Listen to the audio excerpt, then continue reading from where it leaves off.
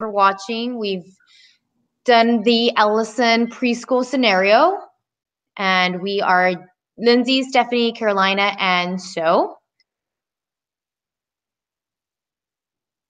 The introduction to the topic: Ellison is an inclusive school in an urban area. It has 200 students, 150 of which are special education, 3 to 5 years old, and more than half of those are nonverbal, and the remaining are 20 nonverbal students, occasionally point or grunts. So those remaining 20 will be doing the PECs. There's about 20 students in each classroom. A teacher and 2 assistants are in there. There's also 2 full-time speech therapists, 1 occupational, and 1 physical therapist, which also include a principal and a board-certified behavior analyst. There's, in addition, 4 to 6 volunteers also that occasionally go in and during playtime. The ongoing behavioral issues are usually occur during playtime, and those are the physical aggression, and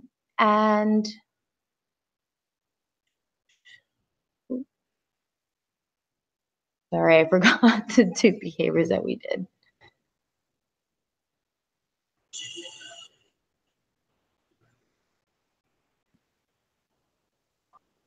The group members are Lindsay, Stephanie Fornaciari, Carolina, and Sue, which we just went over.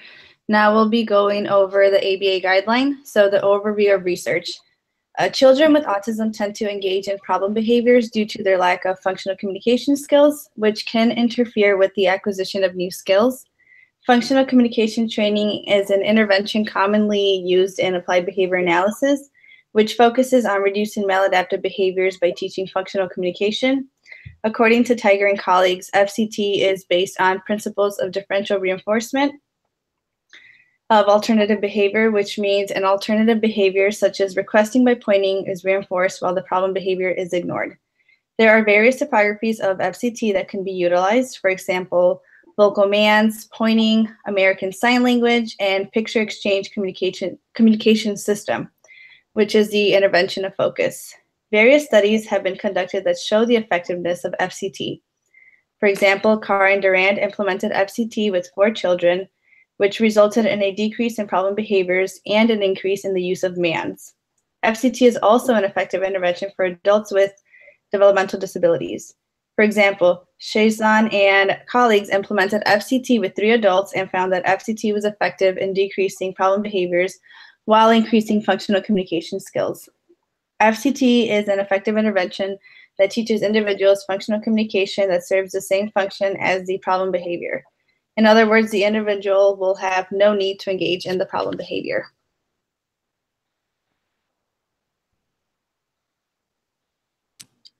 Okay, so for the implementation of PECs, there are 6 phases to PEC training.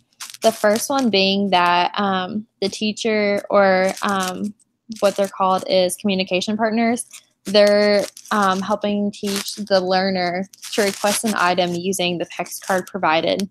And usually this is going to be a highly desirable item.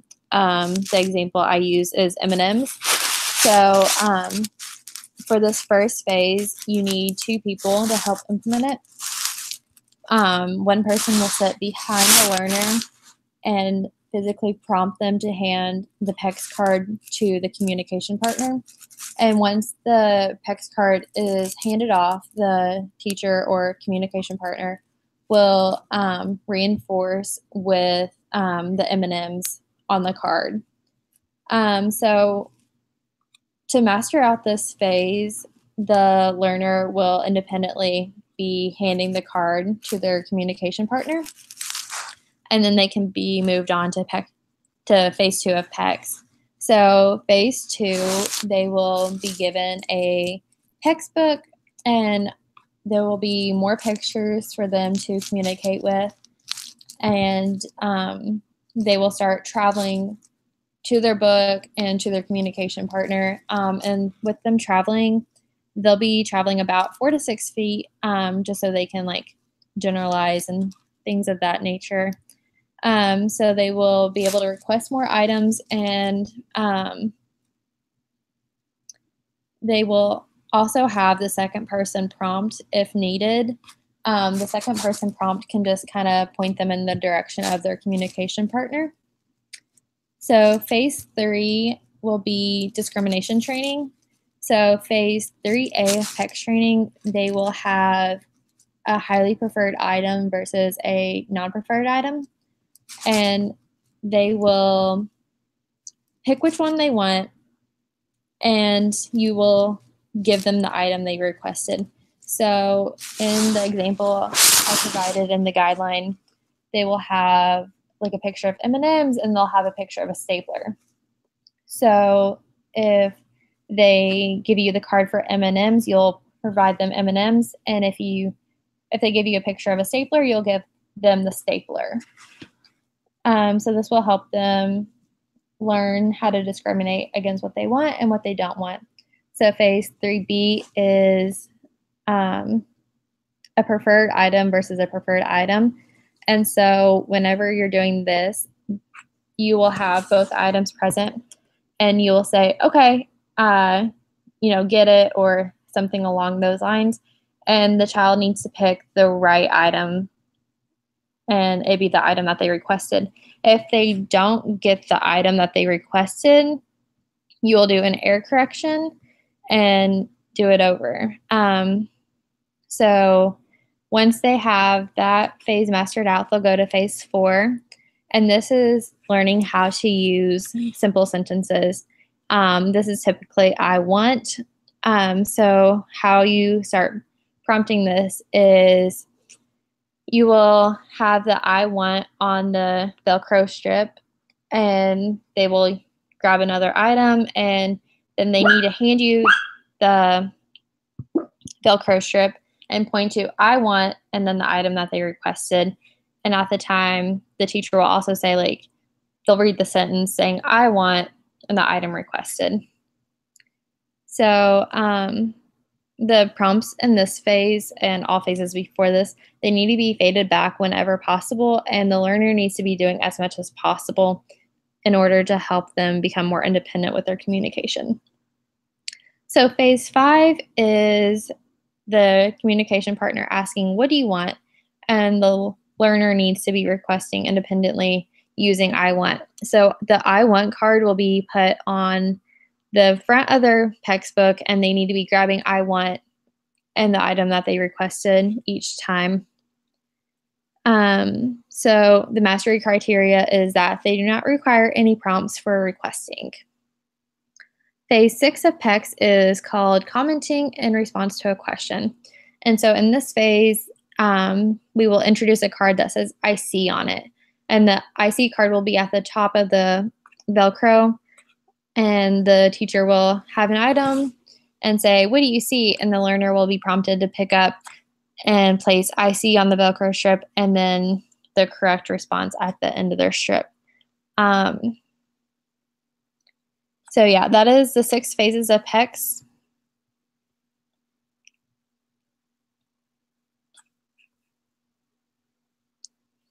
So these are just some sample materials for PECS training. On the left, you will see a common PECS book, and you can see that there are Velcro strips on the front. And at the bottom, there's a Velcro strip that can be ripped off, and so the learner can point to their pictures and communicate. On the right is just an example of a PECS grid. So what you will do here is you'll just put in the pictures that the learner typically uses, or items that the learner typically has, and you'll just insert them into this grid. You'll print off the grid, and then you'll laminate it, and you'll cut out the pictures, and then you'll put tape on or Velcro on them, and then they're ready to go.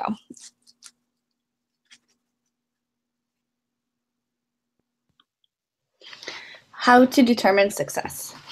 In the field of ABA, data influences every decision we make. Data is graphed and analyzed to ensure an intervention is effective. If the problem behavior is decreasing while functional communication is increasing, then the consultant will deem the intervention effective. Eventually, consultants will look for the data to show 0 to near 0 occurrences of the problem behaviors and a high frequency of functional communication across settings, people, and other behaviors to show generalization.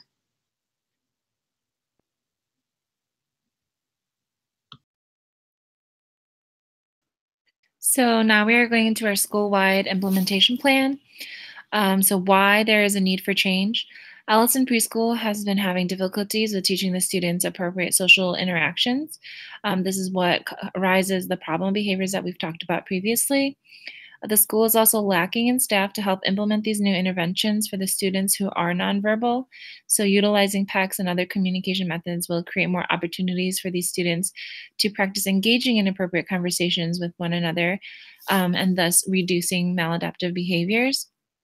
The current practices and initiatives that are facilitators or barriers for implementation are that the school already has a board-certified behavior analyst on staff, as well as speech therapists who have some background on FCT.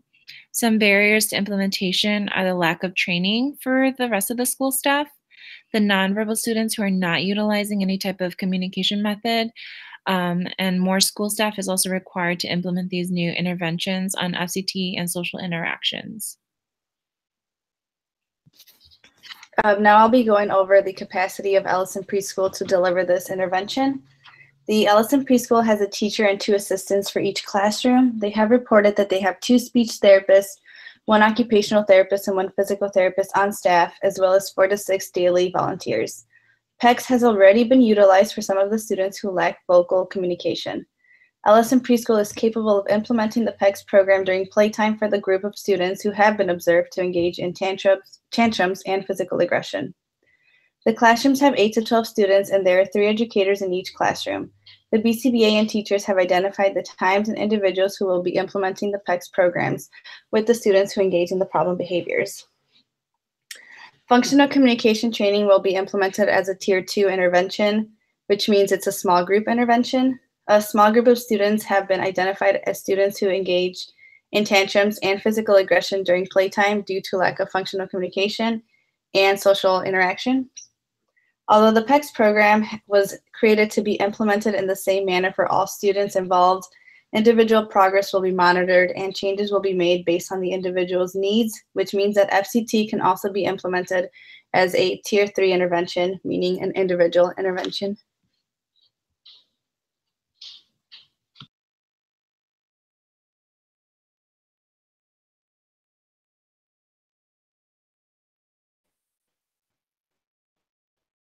Operational procedures to implement the strategy. The operational procedures include development, inter-observer agreement data, IOA, and full-scale implementations. Development will include the determining what procedure will be the most effective with children who lack communication, and in this case, it's PECS. It also includes the training teachers to implement the procedure and gathering materials and tools needed. Materials consist of a PECS book, picture cards, graphing materials such as stopwatch, pen, paper. After training has been done, the BCBA will collect IOA data to make sure Allison Preschool is ready for a full-scale implementation. Once IOA has reached 90% of full-scale implementation will be done. This will include providing the children that are experiencing tantrums and aggressive behaviors because of lack of communication skills with pictures of items to help build vocabulary. Full-scale implementation will also include collecting baseline data by observing the frequency and duration of the behaviors, conducting a functional assessment, implementing PECS, and collecting data post-implementation to determine if there has been improvements in communication in the children. Professional development activities. Training activities for the teachers will be individual and in group sessions. The BCBA and the Allison Preschool will have one initial group session with the teachers to provide them with general materials and information on how to implement PECS. There will be model activities for the teachers and initial data collection for implementation and creating materials. These activities can be video sessions and acting out scenarios. Individual sessions will be between the BCBA and the teacher, and after 2 weeks of activities and 90% or above of IOA, the BCBA will start to fade herself. Further sessions will consist of additional training of IOA if IOA is not met or if teachers do not feel comfortable implementing independently. The startup costs. A startup cost for development activities and materials are corresponding with whatever materials that Allison Preschool does not have in inventory. Materials as such include PECS, binders of insurance does not cover the cost. any additional paper, ink, laminate, and binders to create PEC binders for those children that cannot afford one. Training materials are videos and projectors to display examples of implementation for the teachers.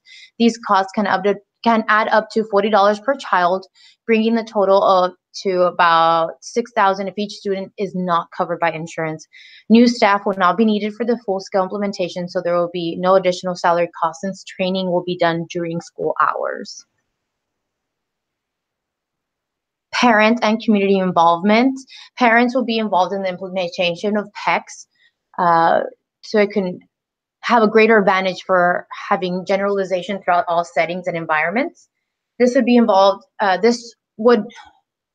would be involved in being interviewed for data collection and the functional assessment and be trained to deliver PECs while in the home setting or any community setting such as public places. This way, the child will be exposed to PECs in different settings and over a longer period than just during school. And other implementation tips. Overall, FCT is an effective intervention that teaches individual functional communication that serves the same function as a problem behavior. Thus, the individual will have no need to engage in the problem behavior. The picture exchange communication system teaches a child to communicate functionally to gain access to their wants and needs through 6 phases of training. Through the final phase of implementation, the Ellison preschool will see improvement in communication skills and a decrease in the problem behaviors in the children. By having all hands on deck from teachers and parents, these children will be able to receive the best treatment across settings.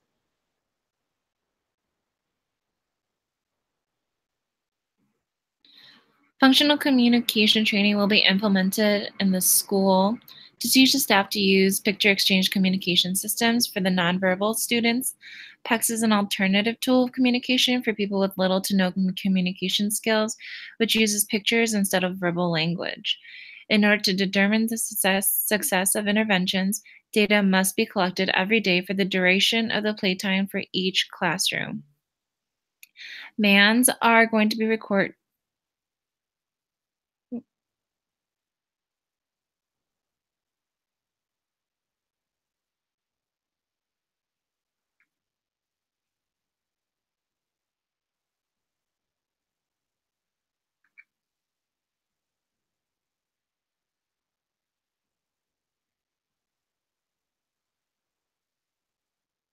This is the daily data sheet that the teachers and staff who are taking data will be using.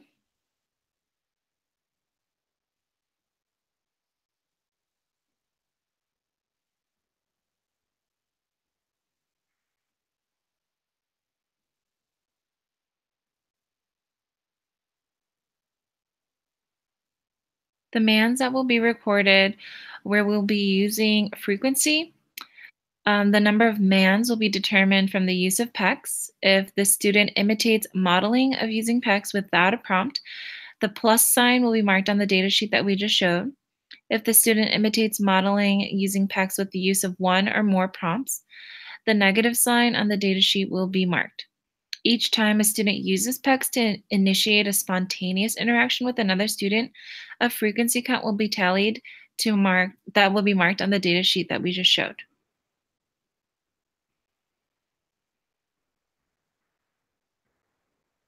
The operational definitions for the 2 maladaptive behaviors that we will be recording are tantrums are any occurrence or combination of vocalizations, sounds, or words above normal conversational volume lasting more than 10 seconds, lying on the floor or throwing objects to the floor or from original location using hand or arm.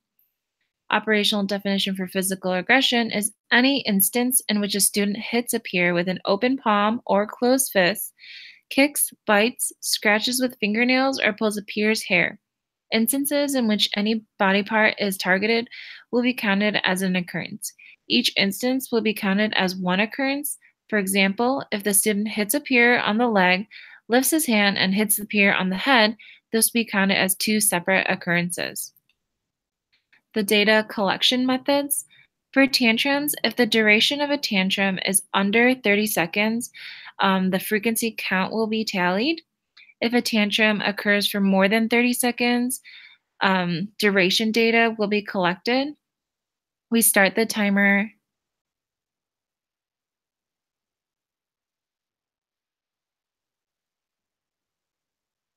And this is the behavior data sheet that we will be using to collect duration of tantrums and frequency of physical aggression.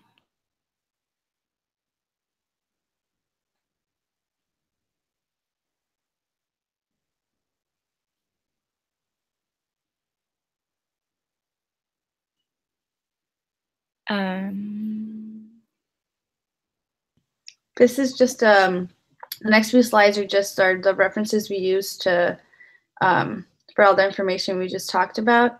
And thank you for watching.